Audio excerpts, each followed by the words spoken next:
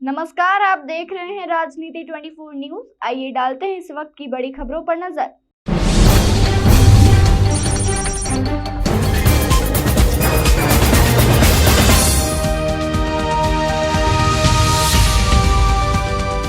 मेरे बेटे की 28 साल की उम्र में 19 अक्टूबर 2020 को नशे की वजह से मौत हो गई थी।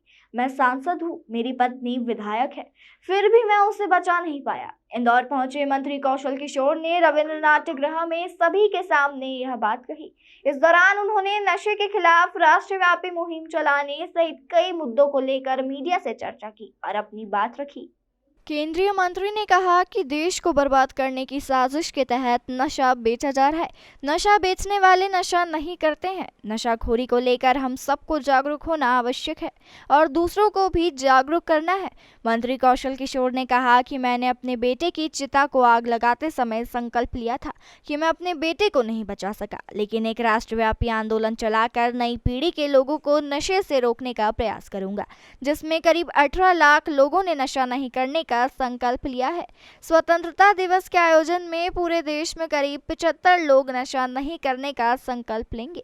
मंत्री कौशल किशोर ने नशे से लड़ाई को लेकर कई तरह की जानकारियां दी। इस दौरान मंत्री ने इंदौर की स्वच्छता की भी जमकर तारीफ की और इंदौर में सीएनजी बायोगैस बनने को लेकर भी उसकी सराहना की और कहा कि पूरे देश में इस प्रोजेक्ट को लागू किया जाएगा।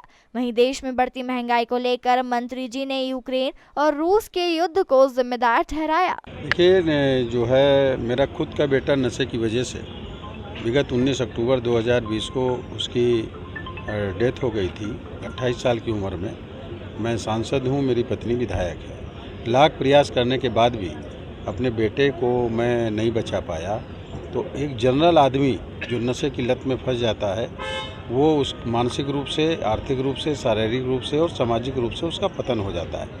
एक साजिश के तहत पूरे देश के अंदर नशा बेचा जा रहा। नशा बेचने वाले लोग नशा नहीं करते, शराब बेचने वाला शराब नहीं पीता। स्मैक, चरस, गांजा और अफीम बेचने वाला और ड्रग बेचने वाला वो खुद खाता पीता नहीं है। नई पीढ़ी के लड़कियों को उसमें फंसा करके देश की प्रतिभा को नष्ट करने का प्रयास किया जा रहा है।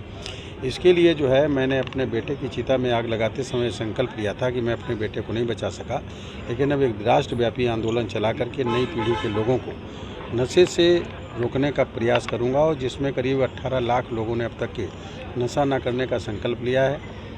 आज़ादी के अमृत महोत्सव के रूप में जो 15 अगस्त को पूरे देश में ये मनाया जाएगा, आज़ादी का अमृत महोत्सव, उसमें करीब 75 लाख लोग पूरे देश में नशा न करने का संकल्प लेंगे और यह आंदोलन लगातार चलता रहेगा। हर महीने कम से कम एक व्यक्ति को और जोड़ेंगे।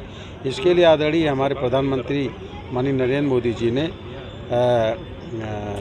जो हमारा सामाजिक न्याय एवं अधिकारिता मंत्रालय है, उसके तहत 272 जनपदों को नशा मुक्त भारत बनाने के लिए चिन्हित किया है, जिससे वहाँ पर भी काम हो रहा है। और नशा इस देश की बड़ी समस्या है, देश की उन्नति में बाधक है। इसलिए हमारी और आपकी सब मीडिया भाइयों की भी सबकी जिम्मेदारी बनती है। हम लोग सब मिल करके नशा मुक्त भारत बनाने में अपना योगदान निश्चित तरीके से देने का काम करें। जो यहाँ का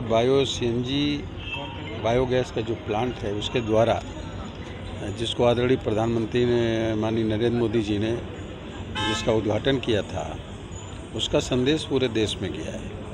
और इससे सबसे बड़ी बात तो ये होगी कि जब बायो सीएनजी बनने लगेगी, हर शहर में प्लांट लगना चाहिए, तो इससे जो है पोल्यूशन का जो प्रदूषण की समस्या है वो भी कम होगी।